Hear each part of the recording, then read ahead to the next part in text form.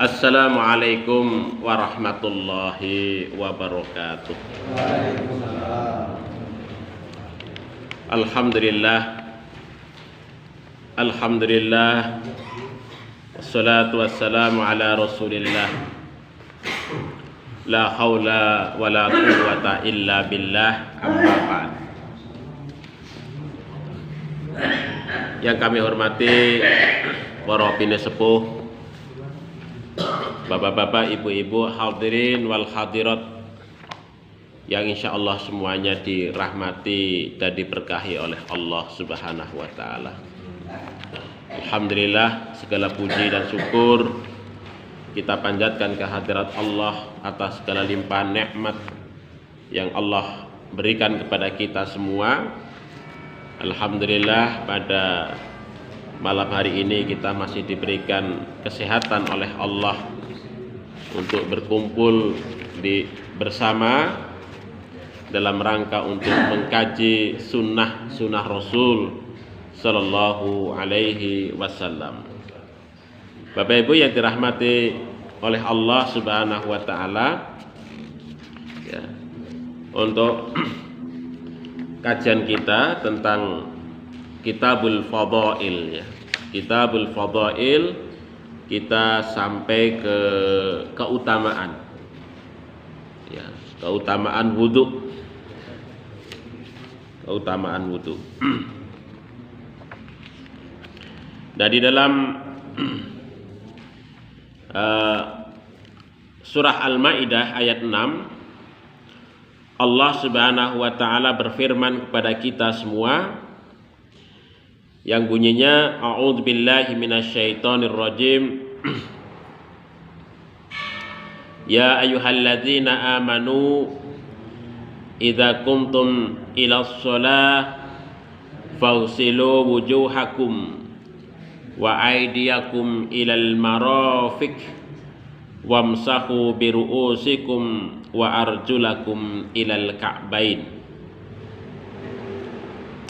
Dalam ayat ini Allah menyatakan, ya ayyuhalladzina amanu, wahai orang-orang yang beriman, idza qumtum ilas shalah, apabila kalian hendak mendirikan salat, faghsilu, maka basuhlah wujuhakum, wajah kalian, wa aydiyakum, dan kedua tangan kalian, ilal marafiq, sampai ke siku-siku, wamsahu, dan usaplah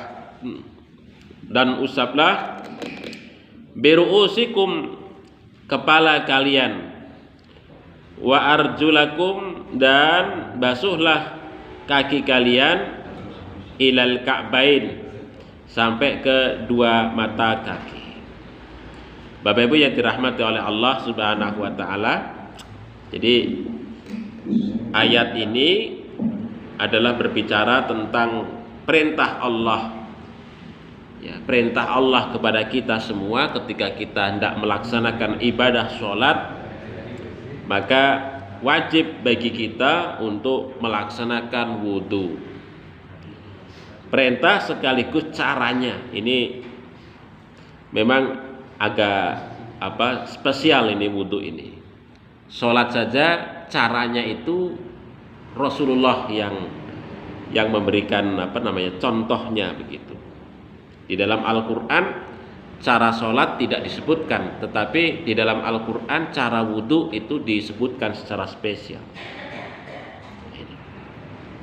Ini menunjukkan bahwa wudhu itu adalah merupakan keutamaan, ya, terutama bagi anggota badan kita, anggota tubuh kita begitu. Di sini Allah Subhanahu wa taala menyebut satu persatu terkait dengan rukun wudhu itu. Wajah, kedua tangan sampai ke siku, ya, kepala, dan kaki sampai ke dua mata kaki. Nah, ini disebutkan secara spesial oleh Allah Subhanahu wa taala kepada kita semua. Bapak Ibu yang dirahmati oleh Allah Subhanahu wa taala, nah, mengapa Allah Subhanahu wa taala salah satu hikmahnya mengapa Allah itu menyebut secara khusus anggota-anggota badan ini yang harus kita sucikan ya pada saat wudhu itu. Bapak Ibu yang dirahmati oleh Allah, bahwa wudhu itu adalah merupakan kunci pembuka bagi kita untuk hubungan kita dengan Allah Subhanahu wa taala. Kunci pembuka bagi kita untuk kita berhubungan dengan Allah Subhanahu wa taala. Maka faktor kesucian itu adalah merupakan faktor yang sangat penting bagaimana kita, hubungan kita, komunikasi kita, ibadah dan tawajuh kita itu untuk bisa diterima oleh Allah tanpa hijab. Maka di sini pensucian itu umpamanya dalam kaitannya dengan wajah kita, faghsilu wujuhakum, basuhlah wajah kalian itu ya, wajah kalian, karena wajah itu adalah juga merupakan pintu masuk dosa bagi kita semua, Bapak Ibu sekalian. Jadi dosa yang ada di dalam diri kita itu masuk lewat wajah kita. Jadi pintu masuk dosa. Ya, karena apa? Karena kita dengan senyum, dengan tertawa, ya, dengan mimik tubuh kita itu sangat diwakili dengan wajah kita, bahagia kita, senang kita, benci kita, marah kita kepada orang lain itu sangat diwakili oleh wajah kita. Oleh sebab itu maka ekspresi dosa bagi seseorang itu juga diwakili oleh wajah kita. Maka disinilah Allah Subhanahu wa taala memerintahkan kepada kita untuk membasuh wajah kita itu supaya bersih dari dosa ya, yang kemudian kita bisa bertawajuh kepada Allah. Demikian juga aidikum ilal marafiq, tangan kalian sampai kedua siku kalian. Tangan itu juga merupakan pintu dosa bagi kita semua. Begitu. Jadi perbuatan-perbuatan dalam bentuk mengambil, memberi ya, dan aktivitas sesuatu ya, atau mayoritas kegiatan yang kita lakukan dalam kehidupan sehari-hari, menulis, mengajar, membaca, menandatangani sesuatu, itu semuanya dari tangan kita, Nah, oleh sebab itu maka tangan itu juga bisa menjadi pintu masuk dosa kita kepada Allah Subhanahu wa taala. Ketika kita tidak taat ya kepada Allah, maka tangan ini bergelimang dosa karena kita berbuat sesuatu yang tidak sesuai dengan apa yang dikehendaki oleh Allah. Wamsahu biru'usikum, usaplah kepala kalian. Kepala kita juga itu pintu masuk dosa juga itu. Karena pikiran kita ya, berpikir macam-macam terkait dengan apakah berpikir keburukan, kebaikan, itu semuanya ada di dalam kepala kita, di dalam otak kita.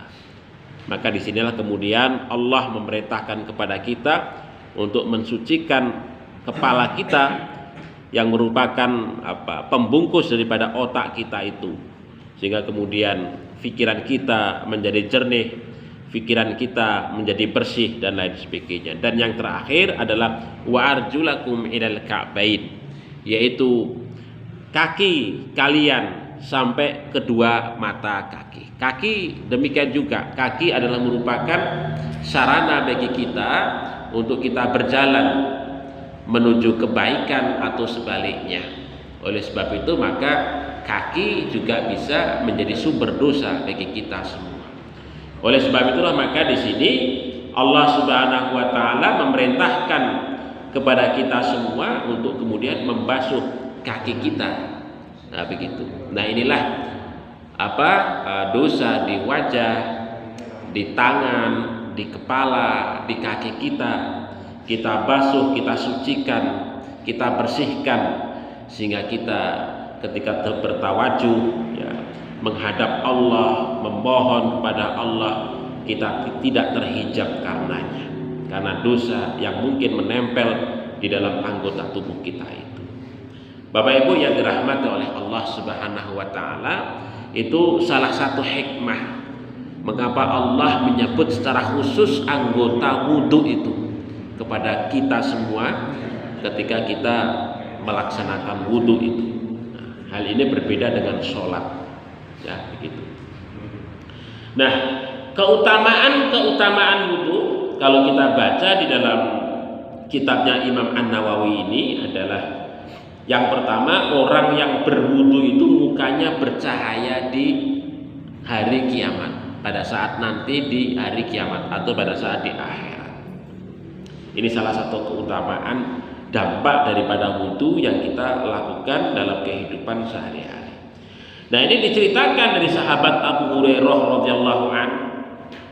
Beliau berkata, "Sami'tu, aku mendengar Rasulullah sallallahu alaihi wasallam, Rasul sallallahu alaihi wasallam yaqul, bersabda." Apa sabdanya? "Inna ummati, sesungguhnya umatku itu yud'auna, dipanggil, diseru, yaumal qiyamati, pada saat di hari kiamat itu, ghurran, ya, pada ghurran, ya, bercahaya, wajahnya itu bercahaya, muhajjalin, dalam keadaan putih bersih, min asaril wudu, karena faktor bekas wudu yang kita lakukan selama hidup di dunia. Nah, ini Bapak Ibu sekalian, jadi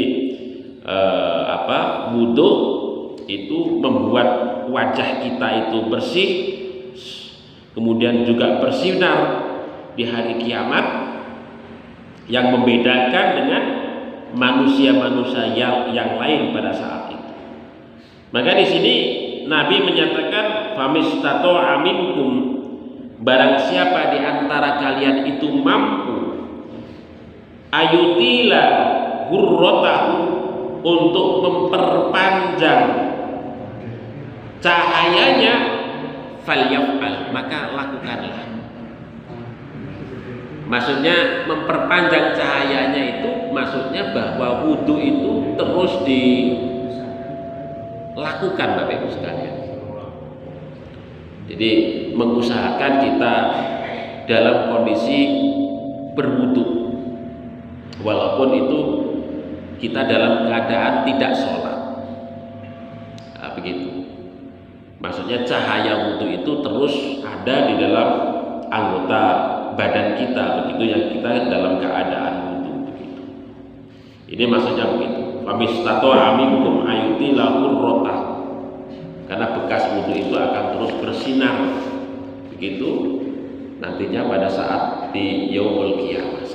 Semakin sering atau kita mempertahankan diri dalam keadaan berwudu itu sangat baik. Artinya cahaya itu tidak akan pernah redup. Ibaratnya kayak lampu, kalau kita wudu terus, maka lampu itu akan terus bersinar. Nah, tetapi kalau kita wudu kemudian nanti batal, ketika batal itu kemudian ibaratnya cahaya itu kita matikan sampai kemudian kita berwudu lagi. Dan ini maksud daripada hadis ini begitu. Maka kalau kita bisa berwudu secara terus-menerus itu sangat baik, gitu, mempertahankan wudu kita dalam keadaan baik. Walaupun memang sulit Bapak Ibu sekalian, apalagi kita sudah dalam keadaan berumur, itu memang untuk mempertahankan wudu yang lama itu rada angel begitu. Ya, karena faktor gas yang ada di dalam perut kita itu kadang-kadang juga tidak bersahabat begitu. Nah, begitu. Kemudian yang kedua Bapak Ibu sekalian, anggota tubuh yang terkena air wudu, ya, yang terkena air wudu, ya,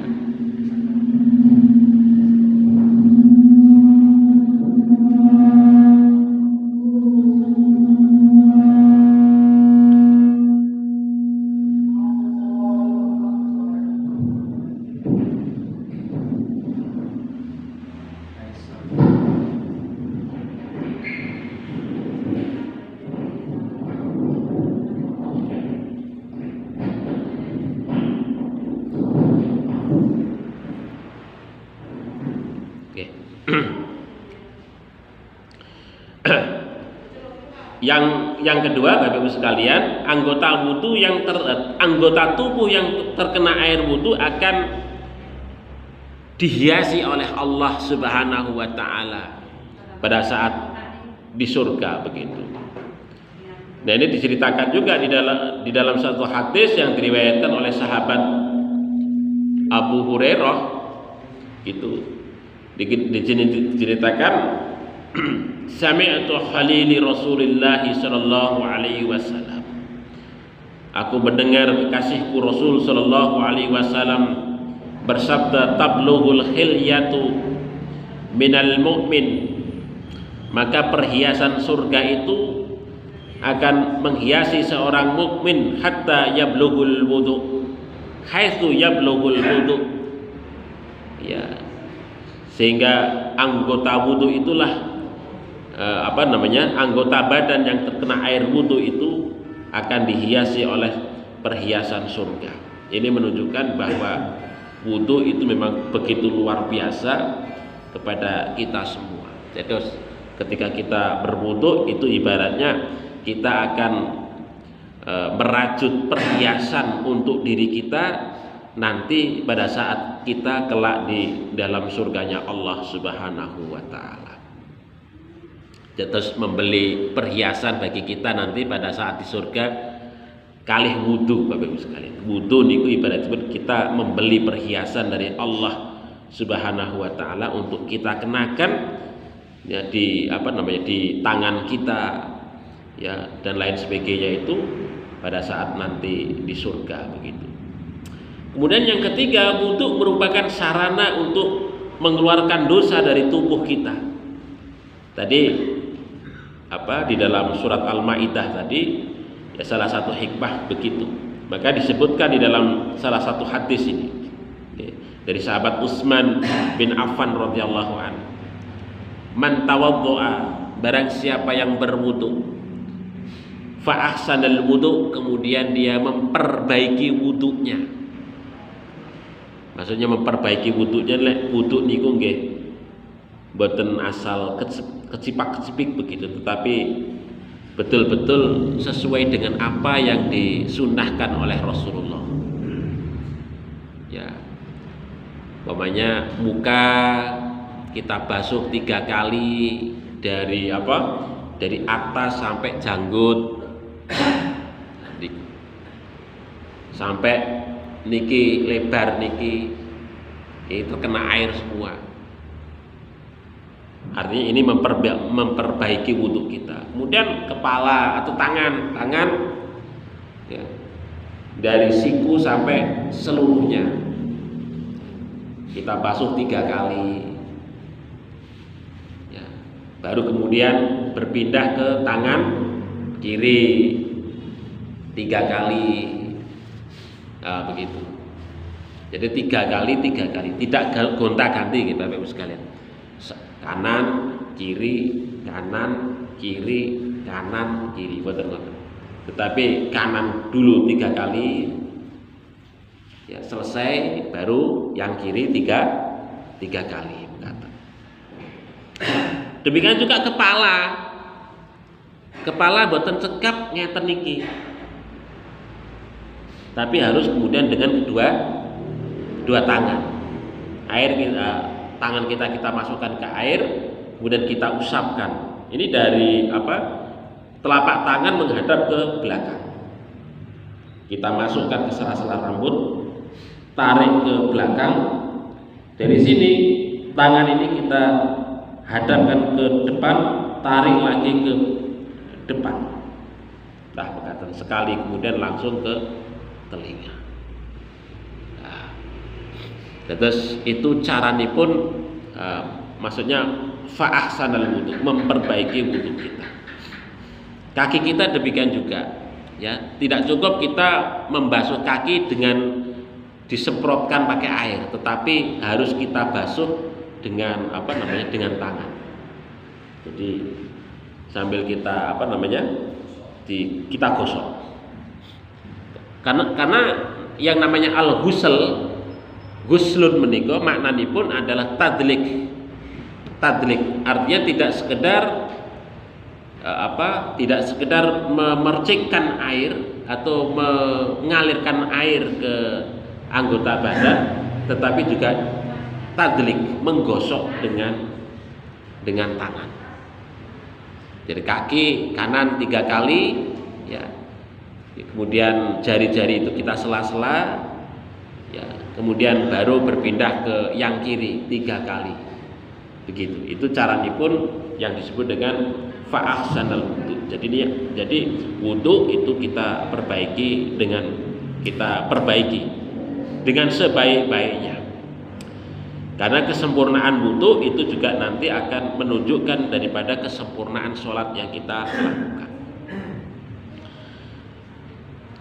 Kata Nabi, man tawaddu'a fa ahsanal wudu, barang siapa yang berwudu kemudian dia memperbaiki wudunya, artinya berwudu dengan sebaik-baiknya, kharajat khotoya, maka segala kesalahan ataupun dosa itu akan keluar min jasadih, dari tubuhnya, hatta takhruja, sampai kemudian keluar takhruja min tahti azfarihi, dari setiap bawah kuku kita itu, maka akan keluar dari sana.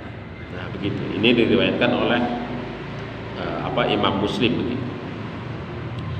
Dan dari sahabat Abu Hurairah juga sama. Idza tawaddaa al-'abdul muslim awil mu'min, apabila seorang hamba muslim dan mukmin itu berwudu, faghasala wajhahu, kemudian dia membasuh wajahnya, kharaja min wajhihi, maka akan keluar dari wajahnya itu kullu khati'atin, setiap kesalahan atau dosa itu, nadhara ilaiha bi ainaihi, yang mana dia itu dengan kesalahan, dengan karena faktor dia melihat dengan matanya itu, kedua matanya itu, maka bersama mengucurnya air, menetesnya air dari wajah kita, maka keluarlah dosa dan kesalahan yang kita lakukan itu. Au ma'a akhiri qatril ma, atau bersamaan pada saat akhir tetesan dari air yang mengalir dari wajah kita itu. Makanya Bapak Ibu sekalian, ada sebagian ulama itu menyatakan kalau kita berwudu itu dimakruhkan, makruh untuk kemudian kita sapul, kita lap pakai anduk, pakai apa begitu. Kalau wudu mboten usah dilap, dipakai tangan kemakruh.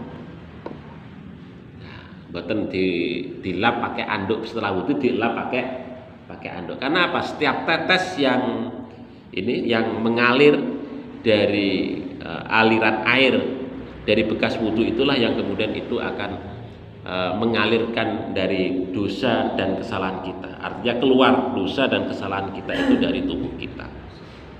Nah begitu. Itu sebagian ulama berpendapat mekaten, Bapak Ibu sekalian.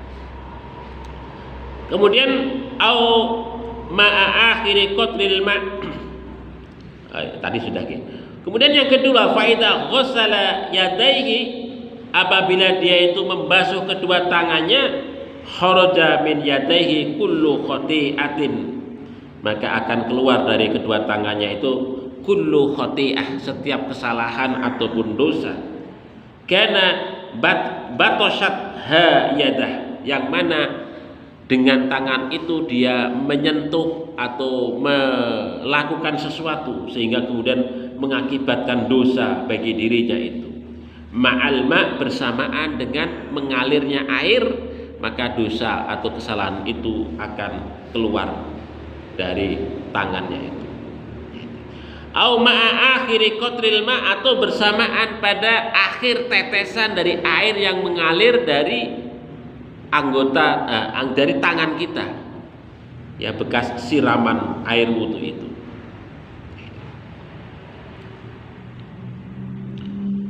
Nah ya, itu begitu Bapak Ibu. Kemudian yang ketiga, faida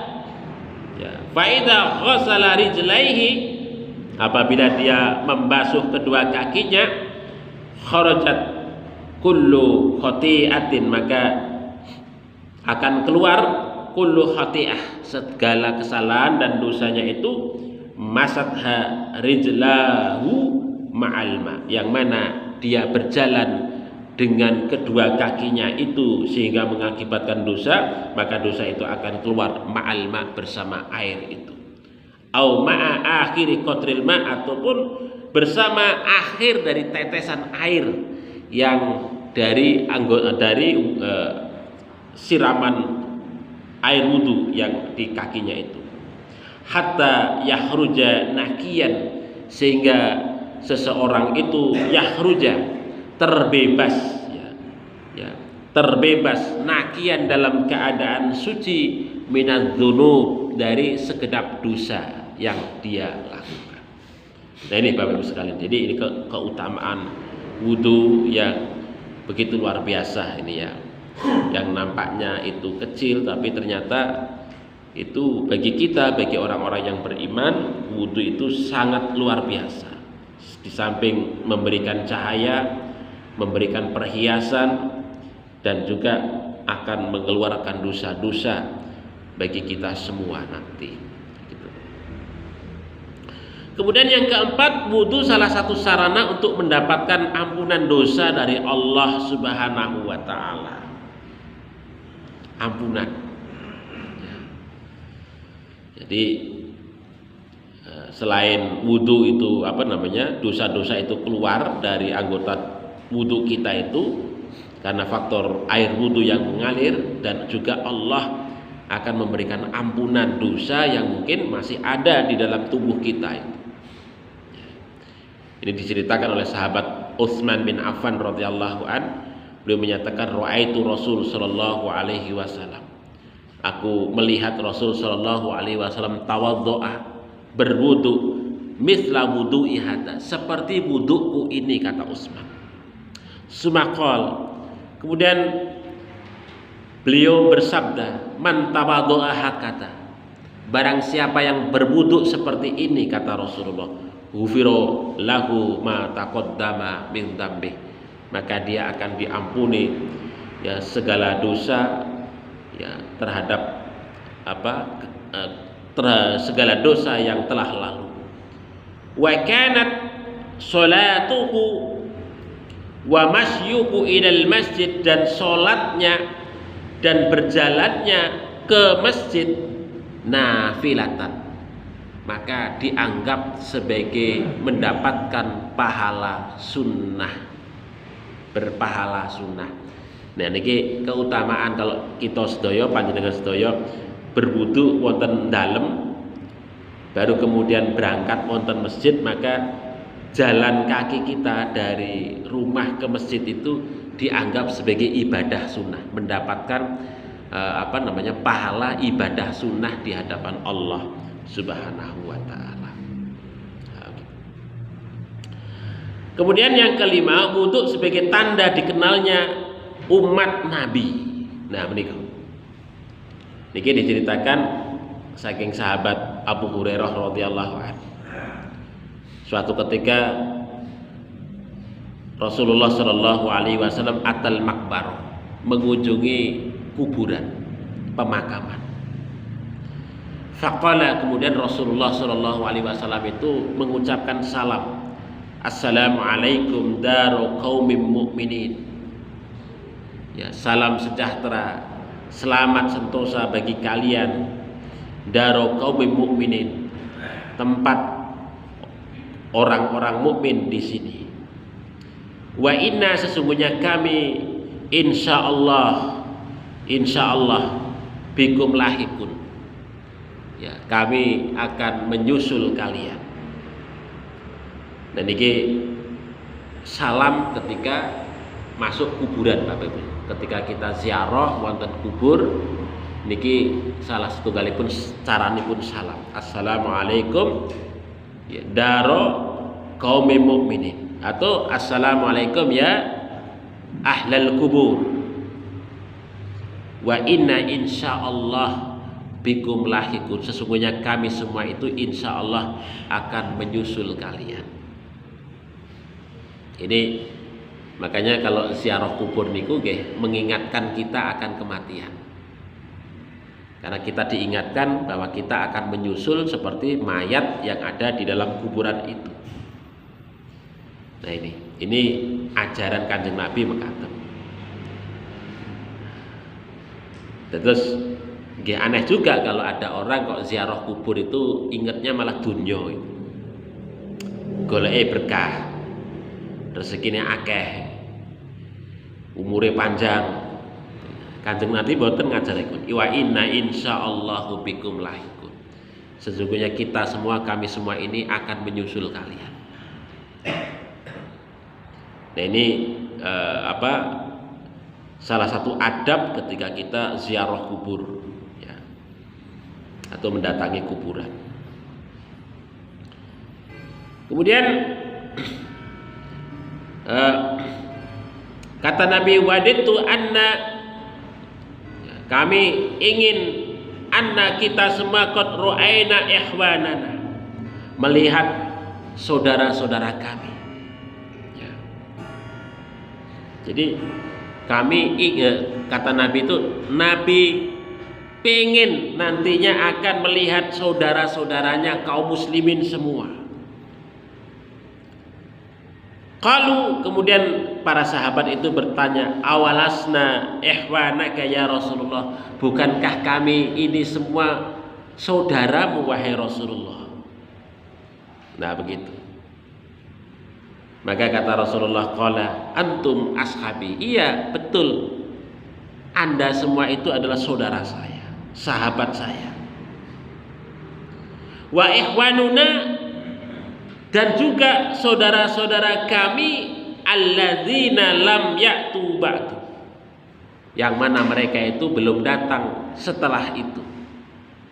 Maksudnya pada saat itu ketika Rasulullah itu ada atau pada zaman itu, yang kemudian datang setelah Kanjeng Nabi itu juga sahabat-sahabat Nabi yang tidak ditemui oleh Kanjeng Nabi.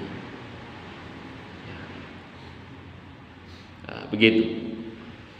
Kemudian para sahabat itu bertanya, qalu kaifa ta'rifu ma lam ya'ti ba'du? Wahai Rasulullah, bagaimanakah Anda akan mengetahui ma lam ya'ti ba'du, terhadap orang yang tidak datang setelah itu? Maksudnya manusia yang datang setelah Kanjeng Nabi Muhammad sallallahu alaihi wasallam, sementara Kanjeng Nabi sudah tidak ada. Min ummatika ya Rasulullah, dari umatmu itu. Terus walaupun kita tidak bertemu kali Kanjeng Nabi Muhammad sallallahu alaihi wasallam, Bapak Ibu sekalian, itu besok akan dikenal oleh Kanjeng Nabi Muhammad sallallahu alaihi wasallam dengan tanda yang kita bawa. Kanjeng Nabi menyatakan, faqala, beliau bersabda, ara'aita, bagaimana pendapatmu, lau anna rajulan, seandainya ada seorang laki-laki, seseorang lahu, dia memiliki khail, seekor kuda, gurrun, yang berwarna putih ya, bercahaya, muhajjalah, berwarna putih cerah, baina dhahri khailin tuhmin buhmin, yang mana kuda yang berwarna putih cerah itu ada di antara kuda-kuda yang lain yang berwarna hitam gelap. Ala ya'rifu khailah, apakah seorang penggembala itu tidak mengetahui bahwasanya kuda putih itu adalah kudanya? Maka para sahabat itu menyatakan, qalu bala ya Rasulullah, tentu saja wahai Rasulullah, dia akan mengenali kudanya itu. Dan demikian juga Bapak Ibu sekalian, nanti pada saat di yaumul qiyamah itu kita akan bercampur, berbaur dengan banyak manusia, miliaran manusia. Yang lainnya itu berwarna hitam-hitam, semuanya. Tetapi umatnya Kanjeng Nabi Muhammad sallallahu alaihi wasallam menika itu diberi tanda oleh Allah karena faktor wudu itu, yaitu berwarna putih cerah, cahaya cerah begitu.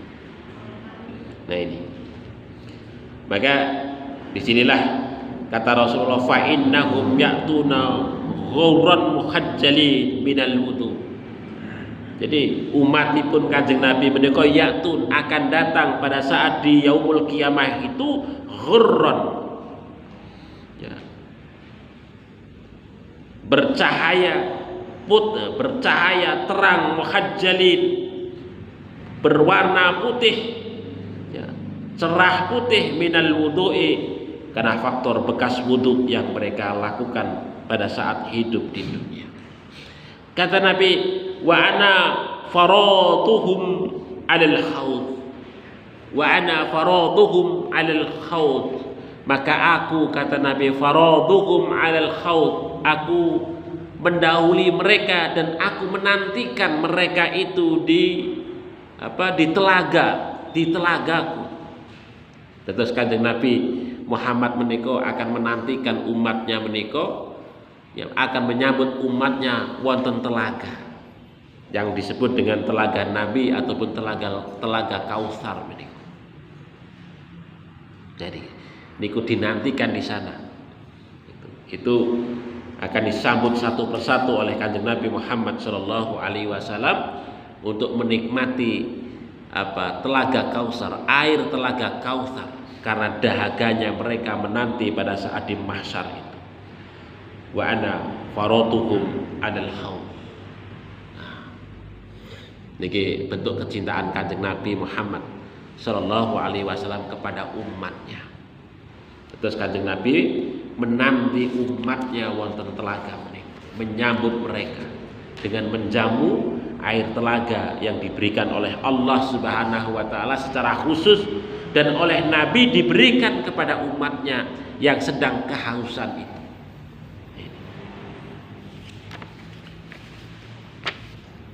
Kemudian yang keenam adalah wudu dapat meningkatkan derajat seorang muslim. Ini diriwayatkan dari sahabat Abu Hurairah radhiyallahu anhu. Beliau Nabi bersabda, ala adullukum ala ma yamhullahu bihi minal khataya. Maukah aku tunjukkan kalian itu terhadap segala sesuatu ma yamhullahu bihi al khataya, yang mana Allah Subhanahu wa taala akan menghapuskan segala kesalahan itu. Wa yarfa'u bihi darajat, dan mengangkat seseorang itu derajatnya. Kata para sahabat, qalu bala ya Rasulullah, tentu saja wahai Rasulullah. Terus kalau kita ingin diangkat derajatipun dening Allah Subhanahu wa taala, salah satu caranipun adalah dengan kita rajin-rajin wudu menika bagus. Kata Nabi, isbahul wudu 'alal makarih. Ya. Sempurnakanlah wudu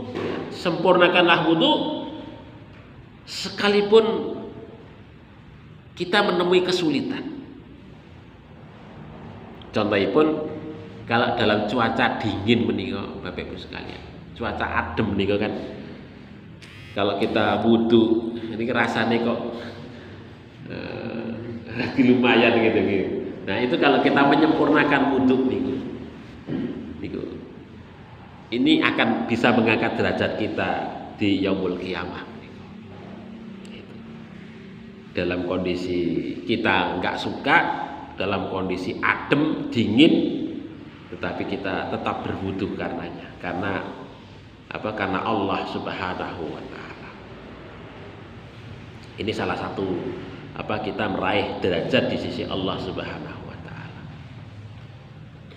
Nah, apalagi kalau panjenengan kita sedaya menika pas malam-malam bangun malam adem-adem ngambil air wudu. Wah, ini luar biasa nih, derajatipun ning ngarsanipun Gusti Allah niku luar biasa. Kemudian diteruskan dengan sholat tahajud, masya Allah. niku derajatipun di sisi Allah luar biasa. Wong ketika bangun malam adem, kita ngambil air wudhu saja sudah kita diangkat derajatnya, apalagi kemudian diteruskan dengan kita melaksanakan sholat tahajud walaupun mungkin 2 rakaat, 4 rakaat, itu luar biasa. Nah, ini Bapak Ibu sekalian. Wa kasratul khuta ilal masajid, dan memperbanyak langkah menuju masjid. Masya Allah, kalau panjenengan sedaya niku bisa rutin ngeten niki Mas Bapak Ibu sekalian. Niku bukti langkah banyak kita ke masjid itu juga bisa mengangkat derajat kita di sisi Allah. Wantidarus sholati ba'da sholah, kita rela untuk menunggu waktu sholat. Ngeten niki panjenengan duduk menanti waktu sholat isya, duduk wonten masjid, niku juga meningkatkan derajat kita di sisi Allah Subhanahu wa taala. Ya ngeten niki kan nggih apot bagi orang yang tidak terbiasa. Duduk di masjid sampai menanti waktu sholat, sampai ibadah sholat itu selesai. Niku nggih apot. Fadzalikumur ribat, itu yang disebut dengan ribat. Karena apa? Usaha memaksakan diri ya, dalam rangka untuk mengikatkan diri secara terus menerus, itu namanya ribat ya. Kalau dalam dunia tasawuf orang yang bersungguh-sungguh di dalam menjalankan ibadah tertentu, wah ngoten niku jenengane ribat, karena susah. Orang wudu ya dalam keadaan dingin, banyak melangkahkan kaki ke masjid, menunggu waktu sholat, itu usaha ribat yang kita lakukan. Nah, ini meningkatkan derajat kita di sisi Allah Subhanahu wa taala. Nah, ini memang abot Bapak Ibu sekalian, berat. Kemudian yang ketujuh adalah wudhu bersuci separuh daripada iman seseorang.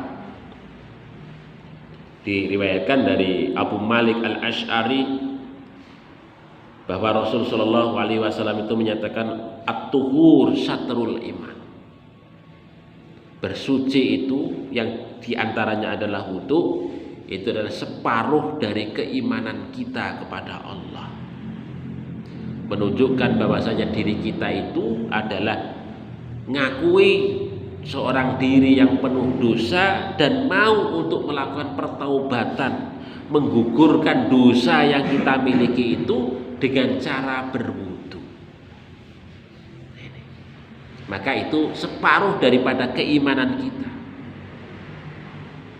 Apalagi kemudian setelah berwudu, umpamanya kita bisa menjalankan ibadah yang lain, itu lebih menyempurnakan keimanan yang ada di dalam diri kita. Kemudian yang kedelapan Bapak Ibu sekalian, bahwa wudhu menika adalah sebagai kunci surga. Ini puncak daripada wudhu yang kita lakukan, kunci untuk kita bisa masuk ke dalam surganya Allah Subhanahu wa ta'ala. Dari diriwayatkan dari sahabat Umar Ibn Khattab radhiyallahu anhu. Ya. Kata Nabi, "Ma minkum min ahadin." Tidak ada seorang pun di antara kalian itu yatawaddo, yang mana dia itu berwudu, fayablu fayusbih, dia menyempurnakan al-wudu, wudunya itu, summa yakul, setelah sempurna wudunya, kemudian dia itu berdoa ataupun berzikir, asyhadu an la ilaha illallah wahdahu la syarikalah wa asyhadu anna muhammadan abduhu wa rasuluh. Nah, ini zikir ataupun doa setelah wudu itu Bapak sekalian. Illa kecuali futihat lahu abwabul jannah, maka akan dibukakan baginya itu pintu surga. Kita menyempurnakan wudu, kemudian setelah wudu kemudian kita berzikir, berdoa, asyhadu an la ilaha illallah wahdahu la syarikalah wa asyhadu anna muhammadan abduhu wa rasuluh. Di dalam riwayatnya Imam At-Tirmidzi ditambahi, Allahumma ja'alni minat tawwabina wa ja'alni minal mutatahhirin. Ya seandainya pun nggak bisa itu ya cukup asyhadu an la ilaha illallah wahdahu la syarikalah wa asyhadu anna muhammadan abduhu wa rasuluh, itu cekap. Maka kata Nabi, illa futihat lahu abwabul jannah, maka dia akan dibukakan pintu baginya abwabul jannah as-samaniyah, yang ke-8. Yadkhulu ay 8 pintu surga itu, yadkhulu min ayyiha syaa.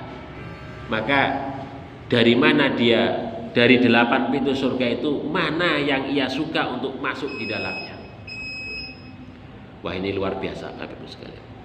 Terus wudu itu ya memang, karena wudu itu ya awal dari pertaubatan kita kepada Allah ya, yang menunjukkan bahwa kita ini ya seorang diri manusia yang dhaif, yang lemah, banyak salah, banyak keliru. Maka usaha untuk melakukan penyucian diri itu terus kita lakukan, karena kesadaran diri kita akan dosa-dosa yang kita lakukan. Maka itulah yang kemudian bisa membukakan pintu surga kepada kita semua. Bapak Ibu yang dirahmati oleh Allah Subhanahu wa taala. Mudah-mudahan wudu yang kita lakukan dalam kehidupan sehari-hari, baik itu pada saat kita menjelang sholat ataupun yang lainnya, itu betul-betul menjadi penggugur dosa bagi kita, menjadi pembuka pintu surga, mendapatkan ampunan dari Allah, kemudian menjadi penanda bagi kita pada saat nanti di yaumul kiamah kita diaku dan dijamu oleh Kanjeng Nabi Muhammad Sallallahu Alaihi Wasallam. Mungkin begitu Bapak-Ibu sekalian yang saya sampaikan, ada khilafan mohon maaf. Marilah kita akhiri majelis kita ini dengan sama-sama membaca doa kifaratul majlis. Subhanakallahumma rabbana wa bihamdika asyhadu an la ilaha illa anta astaghfiruka wa atubu ilaik. Billahi taufiq wal hidayah. Assalamualaikum warahmatullahi wabarakatuh. Waalaikumsalam.